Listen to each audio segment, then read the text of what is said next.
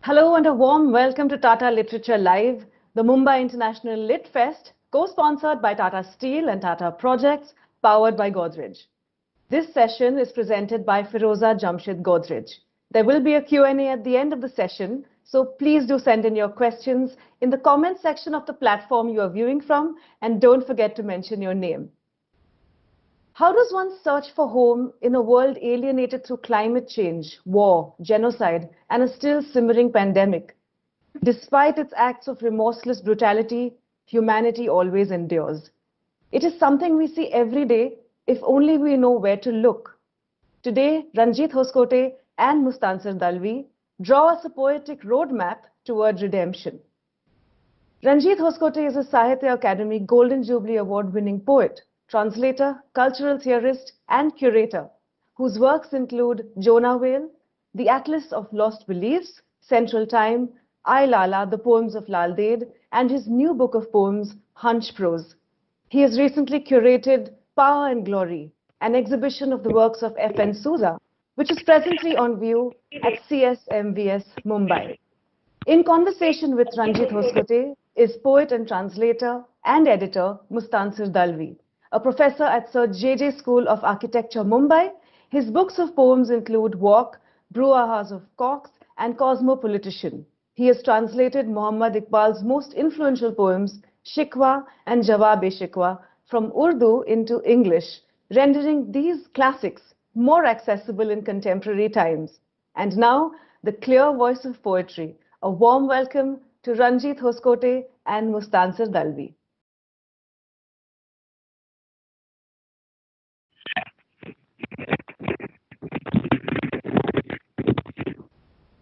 Hello again. Apologies to our viewers for the technical difficulties, but we are back now and we have with us Mr. Ranjit Hoskote, and we do hope we get Mr. Dalvi as well. Over to you, Mr. Hoskote. Thanks so much, Julian. When you plan something like this, it's always a conversational exchange, and you're looking forward to talking to an old friend and fellow pilgrim as Mustansir is. But while we are trying to bring him back across the barrier of tech difficulties, I thought we'd begin by talking a little about this book. Hunchprose for me was really written in 2019, most of it, working, of course, with fragments and notes made earlier as well, but with a great sense of urgency, and I hope we'll be able to talk about that a little as we go along. I'll start by reading the title poem, Hunchprose. It goes like this. He calls me Hunchprose, but what's the word between murderous rivals?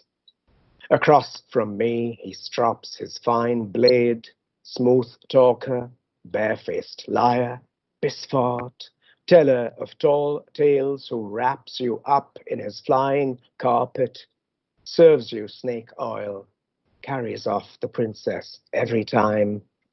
And I, what can I offer you except fraying knots, coiled riddles, bones, keys to doors that were carted away by raiders, betrayed by splayed light and early snow, lost doors I could have opened with my breath. Call me Hunchprose. I bend over my ink drift words, and when I spring back up, I sting. This poem actually has something to do with the tentative and sometimes even precarious place of the poet in public discourse. And I think often of how the poet was once the shaman, the voice of the group, someone who brought news from elsewhere, and how increasingly poetry seems to have been marginalized, pushed to a corner, serving either a purely self-explanatory kind of need. And my question really, through this book and increasingly over the years, is how does the poet reclaim her or his place as a voice that can contribute to public discourse, to public reason, at a time when our planetary fate is as vexed and as turbulent as it actually is now. So many of the poems in this book have to do with these large urgencies, these questions of how to survive, how to continue making things that will survive us, even at a time when it's unlikely that we ourselves will endure. I mean, at a time of climate catastrophe, rising sea levels, species extinctions, we are forced to contend with this issue of how we might actually continue to make things that inspire us, that are for future generations. And these are questions that poets have in common with everybody else. So far from being a voice at the margins, a voice that is pursuing its own private anxieties, I think there is a possibility here of how poets actually can join in this larger conversation of what is going wrong, how it's gone so wrong, and what, if at all, we can do to redeem ourselves and the planet. So when this session was titled, as it was, The Clear Voice of Poetry, I should also say that the clarity of that voice comes from some recognition of its own vulnerability and how something might be made from this. And of course, Mustansir was also going to ask me about how, could we have the next slide, actually, Gillian? Mustansir had this beautiful reading, and I'm sorry to be speaking for him in this kind of solo flyaway, but he had looked back at the three collections that I've had: Central Time, which came out in 2014, Jonah Whale, that came out in 2018, and this present book, Hunchprose. And he saw it, and I'm quoting him, he sees it as a trifecta, and how it's moved from a wide set of concerns with culture making, with the journeys people make, with transcultural connections, to this concern with nature, the natural world, animals, other species. Now, those of you who've been so kind as to read Jonah Whale, there are lots of books to read, and I'm very grateful that readers do read one's books. Jonah Whale was really an extended meditation on how we are not bounded by our regional or national or even linguistic identities, but that we've always and ever been entangled with the histories of others. So in Jonah Whale, it's really the histories of the sea that come to the fore. What is the nature of the Lascar? What does it mean to be an indentured laborer taken far away from where you belong to some other space and place where you remake yourself, refashion yourself? How a language is created across the seas. It was a way also of thinking about how we're all intensely and incredibly and wonderfully hybrid, and that this actually is a form of resistance against those who wish to place us in narrower idioms of identity and to reject that narrow way of self-making. With Hunchprose, there is, as Mustansir pointed out to me privately and would have done had he been able to join us today, there is in Hunchprose a concern with the larger natural world, and in fact with this question of whether we can separate nature from ourselves. As a species, what we've done is to set ourselves up above the rest of creation, and this is an outcome of the Enlightenment. I've talked about this elsewhere. But by seeing ourselves as a sovereign species, to whom the earth is nothing more than a set of natural resources to be exploited for our own ends, that is what has brought us to this present situation. So Hunchprose explores these questions of what it means to live in a multi-species environment, what it means to be one species among others, what it means to live among other animals, among birds, what sorts of linguistic challenges do we have there, and what kinds of ethical challenges face us. And I might just read some of these poems which speak to this particular theme. I'm going to read a poem called Endling. Um, and I have to say, these poems have also been nourished by readings of people who are out in the field, ecologists, environmental activists. Joydeep Mazumdar's book, for instance, was very, very important to me in this consideration of endlings, as is a book like Tom van Doren's Flightways. Tom van Doren is an environmental philosopher and anthropologist who thinks about these questions. And I'm going to read Endling. I see Mustansir is back with us, but while he's finding his feet, let me read Endling. My keepers console me. I'm the last, most famous member of my tribe. Celebrity breeds flickering avatars, not seed. I'll soon be a phantom of the archive. There's no one to match my pug mark or will ever be. This fire-braided drive will sputter out as I rocket across the steppe, locked in a cage, its bars striped on rolling snow. In its far corner cowers my tamer, a bag of skin peeling off a spine, mangled by his worst nightmare come to life.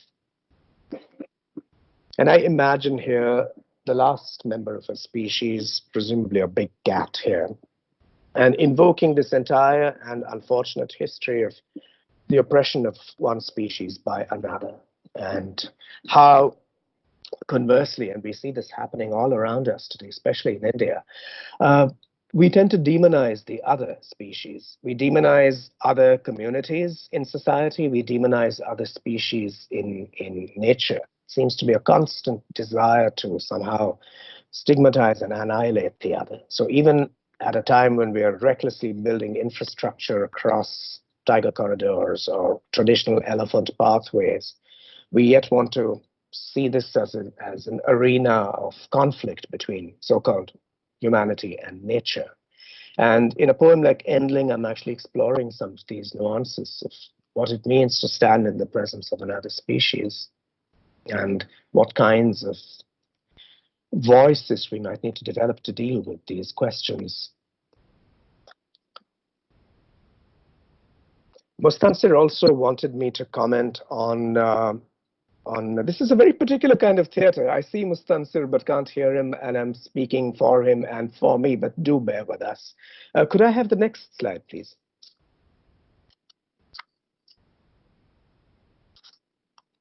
And if that comes into focus, I'm assuming it does for readers. Mustansir had this beautiful question for me, which was about the epigraphs to the book.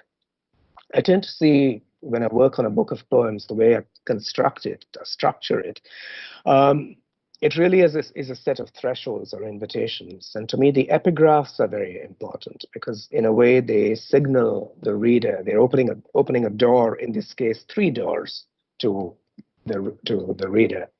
And I thought that I would have almost like mantras, 3 of these sentences from thinkers or writers who have been very, very important to me over the years. The first of these is from Viktor Shklovsky's Third Factory. Shklovsky was a Russian formalist, critic, very important to me in my student days when I studied literature. And he writes the following: "But then flowers are unreliable as opposed to botany." And it has that incredible wry wit and camouflaged wisdom that was so true of the Soviet era, where you had to speak through fable and parable and allegory to avoid punitive action from the tyrant.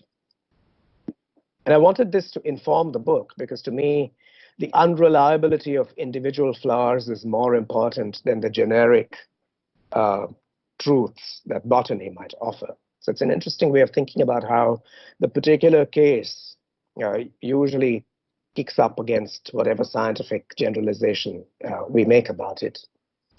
The second epigraph is from Clarice Lispector, a marvelous Brazilian writer of poetry, fiction, and texts that defy that distinction. It's from her Agua Viva. "So hear me with your whole body.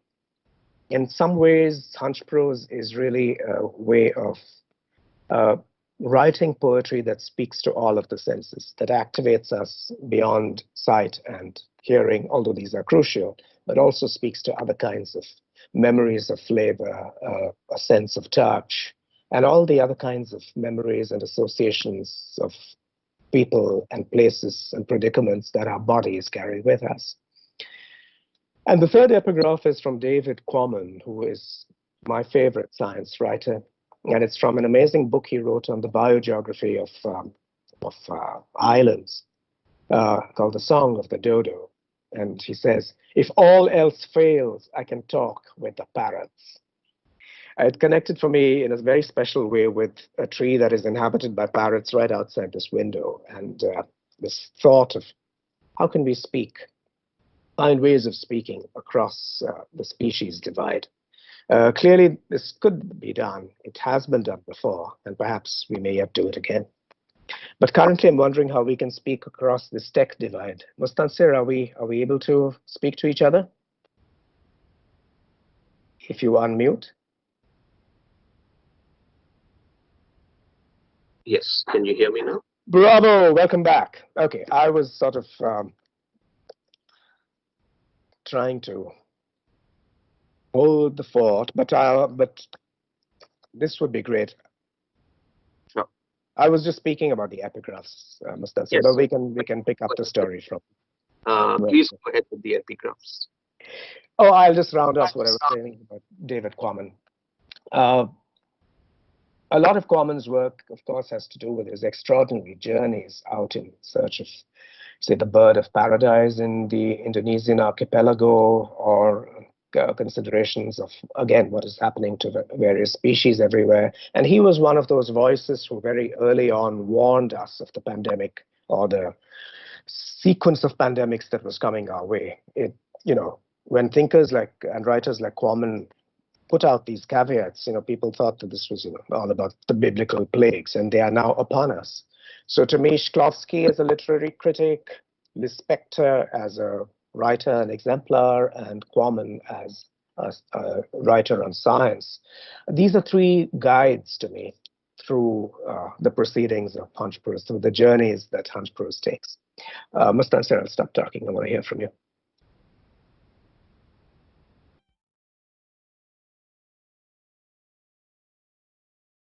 I'm so sorry about these tech difficulties that we've been having. But to pick up the narrative where I left it off, Hunchprose is also a book because it deals with these large planetary questions in a very bodied way. Whilst holding on to the scale of the planet, these things are all experienced by us as individuals, of course. And in that context, how does one present oneself with a certain empathy towards others, those who've lost land, who've lost sovereignty, who've lost language, who've lost habitat? So a number of these losses are implicit to the book, and therefore there is also an elegiac quality of lament to some of these poems. And I thought I might just read some of them. And there's a poem called Lemuria, which Mustansir was particularly interested in, wanted me to read. It's a long poem, but I'm going to read part of it. It has to do precisely with these questions of how our interference in habitats and the lives of communities that are relatively away from our chosen understanding of progress, how dangerous and harmful that has been. So it's in sections, so I'm just going to read one or two small sections. And it's dedicated to the memory of an artist whose work I've always loved, Susan Hiller, who passed away in 2019. In fact, whilst this book was being written. It's a marvelous work of hers called The Last Silent Movie, which I would draw to your attention. But viewing that work over years in different contexts sparked off this as one of the inspirations for this poem, Lemuria. This is how it begins. Be my guest. You were slow. You came late to the game. Spears and spells were no use against artillery shells. All you had were brittle, broken bones, once cushioned by flesh, now flutes. Your folded tissues of air, dried bark, silk water, taken away, locked in vault or vitrine. Your echoes hung behind glass, and the world-big cocoon of your hearing trapped in the scratchy, whining plate that the explorer's needle jabs to start. Tell him you want it back, your voice, every one of your voices. You know that sound has no frame. And I'll just link that to another section in the poem because it's a polyphony. Here's another section. Pick a tongue, any tongue. He stopped your language in mid-sentence. The bird call never completed. The navigator's song left dangling. He chopped you glass beads, entered your islands in his logbook and maps. You turned around, saw a stockade, a camp. You heard thunder blaze up to heaven from his guns. And I'll stop there. And meanwhile, in the interests of also recommending writers of importance on these subjects, I'm going to hold up Anvita Abi's beautiful book. She's a linguist and a scholar of minority and endangered languages. And this is an incredible book on the vanishing and endangered languages and communities of the Andaman Islands, Voices from the Lost Horizon. And I think time-wise, we might have come up to the Q&A. Gillian, I see that you will be... Yes, thank you. That was wonderful. Thank you for really powering through. Unfortunately, we haven't been able to get Mr. Dalvi on, but thank you for the reading and for the wonderful presentation. We do have some time for questions from our audience, and let me quickly just jump into that. Sure. Our first question is from Ankita via Facebook. Mm-hmm. We see that what concerns you as an artist now are the urgent problems of the world. What were some of the central preoccupations of your work when you started out? Thank you for the question, Ankita. And I have to say that I might have been one of these strange characters who always was preoccupied with things happening in the world. At least partly because for me, poetry did not begin really as a retreat into some private world, or it might have, as it begins for everybody, really, and there's nothing wrong with that. But I think very early on, I wanted to bring about some kind of convergence between my outward, if you will, concerns with society, with negotiating a certain place in a complex society. And it just becomes clearer to me now. I guess it's just a function of growing older. But I think there was always this question of what I would now characterize as empathy. When I was younger, I would have thought of it as solidarity. And I still think solidarity is an important question.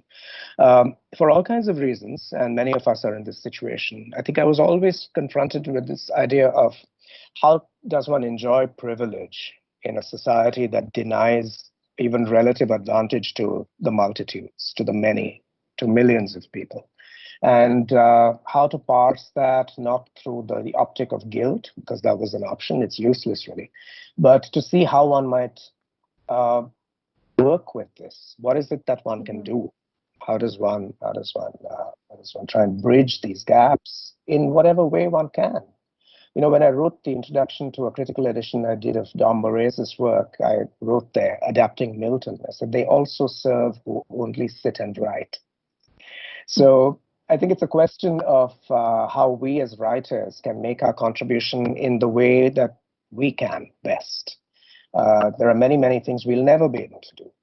Things that activists, for instance, do with such great courage. People who face the direct jackboot of tyranny, like the exceedingly courageous farmers who have brought about really something like a revolution today.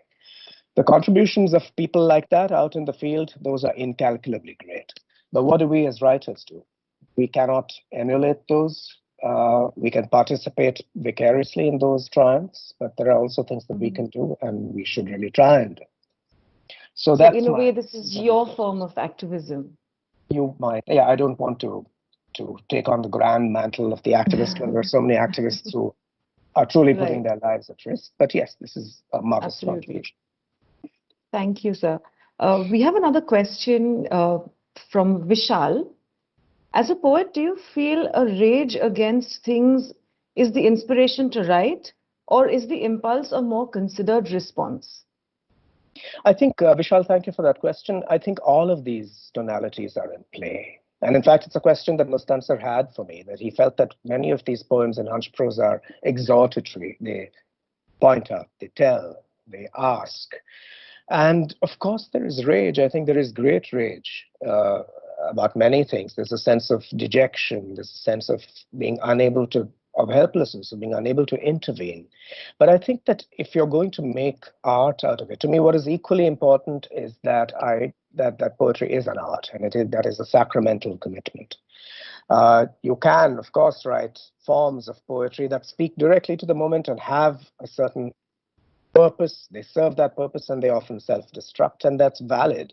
But if you want something to endure beyond yourself, and that's a running thread through this book as well, is this question of what will endure. And then there will be the memory of rage, but also the memory of what you might build forward from that rage. So yes, I think all of these tonalities, as poets, as writers, for us, it's important to work across the spectrum of moods and tonalities and responses. Thank you, sir. We have time for just one more question, probably two. Okay. The next one is from Manini via YouTube. In the opening poem you read, you sort of offered a blood, toil, tears, sweat sort of role for poetry, but don't many poems and songs actually give hope and consolation in times of trouble? That's from Manini. Manini, thank you. As you know, of course, these are not contradictory stances for poetry to take. There is the whole side of poetry which deals with artisanal experience, which is anthemic, which comes, as we were just saying, from rage, from fury. But there's also the aspect of poetry that offers hope. But you can't really have one without the other. We have hope precisely because the conditions that impinge on us today demand that we hope and that we do not give in, which is why the very last slide on that presentation, there's no way to bring that up now, but it actually brought these things together. It's an old solidarity song from the left, Vorwärts und nie vergessen, forward and never forget. So that, I think, Manini, speaks to your question. There's that part of poetry which says never forget what traumas we have suffered, where oppression has been enacted, but also forward in hope, in joy, in redemption. Wonderful. That's lovely. Thank you, sir. We have time for just one last question, and this is from Shama Beg via Facebook. Poetry is enjoying a huge resurgence now. We see a lot of spoken word poetry, performed poetry. Do you think that poetry that we see performed rather than what we read is perhaps more accessible in a way? Shama, thank you for the question. I see no contradiction at all. I've been asked this before, but I think distinctions such as so-called page poetry and stage poetry, these are convenient descriptions, but these are not different classes of text at all. The circumstances in which you encounter a text might help you to access them better. There's a certain sense of community and being together. In a way, you're taken back to the original circumstances of poetry as oral poetry, song, hymn, celebration. But I don't see any contradiction there, actually. What I would invite you to do, really, is to just read aloud. I mean, you probably, as soon as I said that, you probably thought, Christ, this is what parents and teachers used to say to one. But when you read a poem aloud, you really literally animate it. You make it alive with your breath, and you make it your own. And then you bring to it your own cadences. And in that push-pull is where the poem really comes to life. So I see no contradiction at all among these things, nor do I see any reason to make a choice. It's completely misguided to believe that one form of poetry is better than another. They're all equally versatile and relevant and urgent. But what's important is that you, as the reader or should actually make it your own with your own breath. Absolutely, that's wonderful. I hope that answers your question, Shama. And Mr. Hoskote, that's all the time we have. We're so privileged to have you with us here today. Thank you so much for this absolutely illuminating session. We really enjoyed it. Thank you for powering through all the technical glitches. And Thank you. Thank you so much for being here. Thank you. It's been a pleasure, but thank you very much indeed. Thank you.